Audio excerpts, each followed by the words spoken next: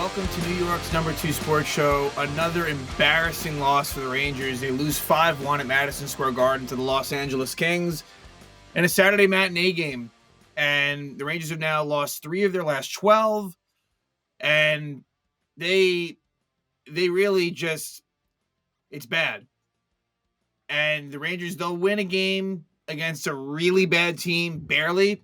Anyone that's good or remotely decent, it's just not competitive. And actually, they lose to, I shouldn't even say that because they'll lose to bad teams as well. They'll lose to the Blackhawks. They'll lose to the Kraken, get obliterated by the Kings. Who else have they gotten killed by recently? There's been other home games when it wasn't close. The Devils. So, and then they'll barely win games against Montreal, Buffalo, Pittsburgh. And just, right from the start, just nothing at all. And the thing is, like, specifically at home, they're terrible. On the road, I actually feel like they're not a complete joke. At home, they are. So for the fans that go to the game, I went to that Devil game. It's not fun. And again, embarrassing completely. So, Shesterkin gets pulled in the second period after giving up 5 goals. And, he was the least to blame. Yeah, maybe, I'll go through the goals. Maybe there was 1 or 2 that could have been a little bit different and wouldn't have mattered. Rangers would have still gotten slaughtered. So Jonathan Quick ends up coming in against his former team. I kind of felt like he, on a back-to-back situation, I kind of thought they'd give Quick the nod against the Kings. They didn't. And so it's a quick turnaround tomorrow at St. Louis. And the plan would have been Quick. I mean, do they maybe go back to Igor because he got pulled early? I guess it's possible. I would still think that they might stick with the plan and still go with Quick, but, I guess it leaves it open for interpretation. But really bad. And following up on Keandre Miller from last episode, it is an upper body injury, and he was placed on IR. So they said he might be able to come back during this trip. I would tend to think he wouldn't. It's St. Louis, then Nashville, then Dallas. Look, we've seen Philip Hedl with a potential concussion fly all the way out to Western Canada and then not even play. So certainly it is possible Keandre Miller could meet them maybe by Dallas. But then at that point, to me, it's kind of like, all right, you may as well wait till they come home. But as much as Keandre Miller has not been very good this season, him being out is a problem, major problem. So Connor Mackey comes into this game, and he took the spot of Miller with Schneider. That pair would eventually change. And you know what? Mackey was one of the few people that actually gave a shit. He got into a fight. It's probably the most entertainment the fans got. He got into a fight in the first period, and they called up Chad Ruedel to be the 7th defenseman. So that might be in an ever-changing spot with Miller out. I thought Mackey was good enough to leave him in there. There was probably worse than him, but not going to get too hung up on that. It's important for now, but in the grand scheme, it's not. And so, it was a bad overall effort. I'll try to dissect a little bit as far as specifically, but it was really just bad in general. I thought that Zach Jones had a rough game. He made a mistake on the first goal. Kind of was a little bit. He was watching another goal. And so I thought that Jones-Mancini pair had a tough time to the point where they, I believe, were broken up by the third period. I think we started seeing a little bit more of Jones-Schneider and Mackey-Mancini. And I actually wonder if Mackey-Mancini was a pair at all in Hartford. Maybe. Because, that was going on. So the defensive pairs were kind of switched up. It was hard to tell exactly what was up, but I think that's what was switched to. But again, it's the same old as far as, really just, it's not good there. But I thought that Jones stood out as someone that really struggled. Lindgren wasn't very good, but again, that's what we're used to. And he's going to get a shit ton of minutes with the fact that Keandre Miller is out. That's the problem. And the Rangers just stuck with that. Forwards, bad, mostly all the way around. The Panarin line, it's complete bullshit. The effort level that's given and the cheating for offense is just insane. And playing around the perimeter hockey is bad. I mean, so Panarin and Lafreniere specifically, but Trocheck as well has not been good enough. I mean, that line, like, they didn't play much in this game. Like they lost, they didn't get broken up. We'll talk about someone that did get demoted, but that line just didn't get as many shifts. But I don't blame them. Again, Lafreniere really, really needs to dial it in as far as the defense. And not for nothing, you're not providing enough offense for that to be okay. And I think that, like, I so badly wanted Lafreniere to take what he did last year and bring it into this year. That isn't exactly happening. And I understand that he's not on the number one power play unit. I get all that. I think he's lower on the lists of problems. But yeah, that's been a problem. And Panarin as well. In a game against the Kings, Panarin's just going to be a no-show because that's a team that clogs the middle of the ice, that plays aggressive, is physical, and Panarin's not going to do anything in those situations.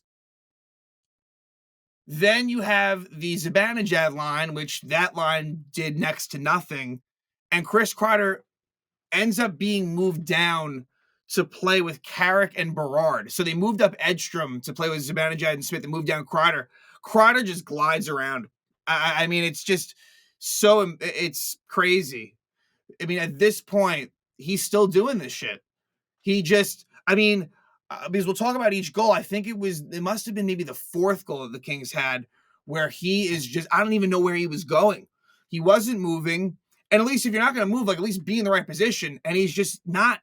So I don't know. I mean, could the trade rumors have an effect on him? Yes, they could. But you know what? That's still no excuse. You're a professional. You have to be able to get that out of your mind. And so, he has been really, really bad this season. Really, really has been. Zibanejad gets a lot of the shit, and deservedly so, but Kreider's been just abysmal.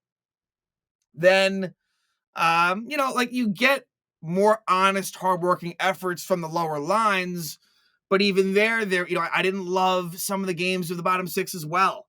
So just really bad all the way around. Felt bad for Igor.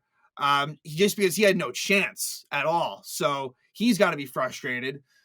Quick did the best that he could when he got in there. But yeah, just the Kings, who had a 6-game winning streak, lost to the Devils, who are by far better than the Rangers. Devils-Rangers is not even close right now, sadly. Devils beat them. And how do the Kings respond? They beat the Rangers. So Rangers now 7-8-1 at home. I believe with an overall record of 15-13-1, somehow barely clinging on to, those one of those wild card spots. It ain't gonna last much longer. The way this is going, like, they're gonna lose one of those spots. It's kind of crazy that it's even still there. I mean, 31 points in 29 games is not requisite of a team like that would make the playoffs. I guess it speaks to the Eastern Conference.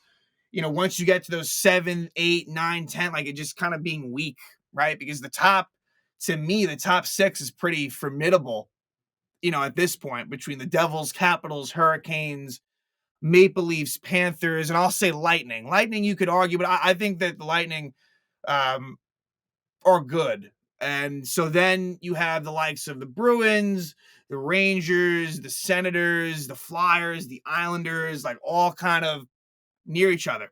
And, Rangers goal differential is +2 after it was in a pretty good spot about, 15 games ago. So let's discuss this disaster, shall we? So again, just another brutal, brutal start. It's been a theme for this team. It's a bad look on Laviolette, but I do feel bad for him because the consistent theme is the team. It is the team. We've seen a lot of these players now with their third new coach, and it's the problems that exist all the time with them. So I think Laviolette's going to be the one that gets fucked over here. I do, and blame does go to him. But let's be honest, we know where it really should be directed towards. So let's see here. An early penalty by Adam Edstrom. He high-sticks Alex Laferriere at 4:10, but the Rangers kill it off. But after the kill, not so long after the kill, Alex Turcotte scores his third goal of the season, assisted by Kempe and Kopitar. And Zach Jones just is way too aggressive in the offensive zone. And then Lafreniere is not back. So more blame goes to Zach Jones, but it's a combination of Lafreniere needs to basically account for this and, move back a little bit with Jones moving up ice. He doesn't do it. And so Mancini's the only one back. probably could have done a little bit of a better job on the 2-on-1. That's been a problem for the Rangers, not only allowing the opportunities, but then the goals are being scored from them because, 2-on-1, it's basically the defenseman has been uh, essentially useless there. So that makes it 1-0. And when the Rangers trail, it's over. It is over. I've been saying that. Rangers have been good. When they take the lead, they're able to kind of move with that and typically get it done. Flip side, other end of the spectrum, when they're losing, it really does feel like it's over. And the Rangers were actually outside 17-8 in that first period, just completely unacceptable. And they were eventually booed in that period by the end of it. But there's more to go here in this first. Mackey gets into a fight with Hellenius. And a lot of good punches thrown by both of them. Mackey's right hand was a little bit fucked up. So I think he needed some repairs. I think he ended up being all right, but tried to inject some life into this team in the crowd. Maybe did it for a little bit. But eventually, at 15:06, the Kings take a 2-0 lead. It's Warren Foegele scoring his 8th goal of the season from Byfield and Jeannot. And it's a play that's a cycle around the net. Really nice play by Byfield to make some moves around Braden Schneider. Gets some open space, finds Foegele, who takes a shot. Igor's unable to handle the rebound, and he puts in his own rebound. So, if I want to nitpick on Igor, I guess, he couldn't really get the puck cleanly off the Foegele shot. Again, great play by Byfield. And I just didn't love what I saw from, really specifically Hedl and Lindgren in front. Really soft, really no resistance, and an easy tap in for Foegele on his own shot to make it 2-0 Kings. Then the Rangers would get a power play. Mikey Anderson trips Vincent Trocheck, but the Rangers don't score. And the period ends off bad, where Philip Hedl ends up hooking Akil Thomas at 1954. So the Kings would have a power play to start the second. Again, a dreadful, horrible first period. And that's just been a theme for this team. Second period, it would be, again, they kill it off. But again, so it's a penalty kill, but then less than a minute after that, and in this case, even less than that, the Kings make it 3-0. And it's Quentin Byfield scoring his 4th goal from Foegele and Anderson. And this was a play really where Panarin turns it over at the neutral zone. Way too much aggressiveness again from Lafreniere and Trocheck. Jones and Mancini are the only ones back. And some quick passing from Foegele to Byfield. And Byfield is able to score. And so as a quick release, if there's one shot that maybe Igor would want to have back, it would probably be that one. But again, credit given to the Kings there. And again, it's Panarin turning it over and just Lafreniere just shooting up the ice for really no reason there. Trocheck as well. And Jones and Mancini, I don't think that's going to be a pair that we're going to see much of because they really struggled. So that makes it 3-0. And then it all happens in spurts because the Kings would score a couple more goals. It ends up being 3 goals in about 2.5 minutes, maybe a little bit less than that. And it would be Adrian Kempe scoring his 15th goal of the season from Kopitar and Turcotte to give the Kings a 4-0 lead at 4:40. And this was a play where the Zibanejad line was just really slow to get back. This is the one where Kreider, I don't exactly know what he was doing. But yeah, it ends up originally in the Kings zone. And, Riley Smith tries to get the puck, doesn't win the battle. And that's the thing. Rangers losing 50-50 battles all over the ice. The Kings were quicker than the Rangers to every loose puck. And some nice playing by Kopitar, and eventually finds an easy open Kempe for the goal. Lindgren and Fox were on for that one. And that makes it 4-0.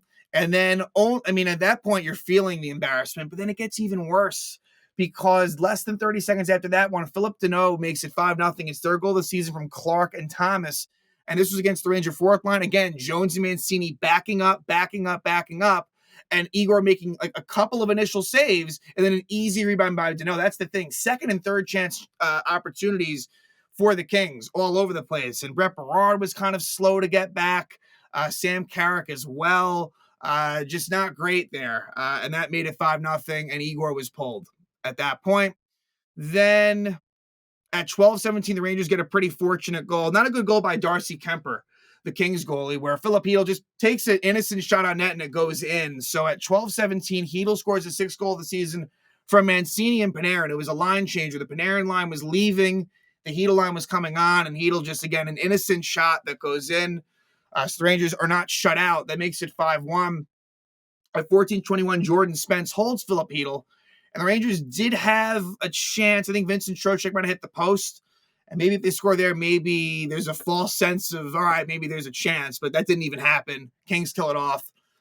Jonathan Quick did a pretty good job while he was in against his former team. Made some pretty high-quality saves. Third period, at 6:03, Adam Fox, high six, Adrian Kempe. It's killed off. And then at 11:42, Mikey Anderson trips Adam Edstrom. That's killed off as well. So, yeah, final score, Kings 5, Rangers 1. The home struggles really continue. To me, that's something that stands out a lot, where I feel more confidence in this team on the road. And that's exactly where they'll be headed, to St. Louis, playing a team that they lost to when Jim Montgomery was hired. Since then, I believe they're about 5-2-1. They'll be coming off of a back-to-back as well. As I'm recording this, the Blues have not played their game. I believe they're in Dallas. So not the easiest back-to-back for them either. So no excuses from the Rangers front, especially after this pathetic performance. We'll see who's in net. I'm going to guess it's Quick, but it could be Igor based on the fact he was pulled. It is possible that they do that. But yeah, not much more to say. It's really, really embarrassing what this team is putting out there. And changes are going to happen at some point. They are. It's a matter of when, not if. So, yep, a Saturday matinee game at MSG ends up in a Kings 5-1 win over the Rangers. And now they'll have a quick turnaround, a back-to-back set. They'll be heading to St. Louis to take on the Blues.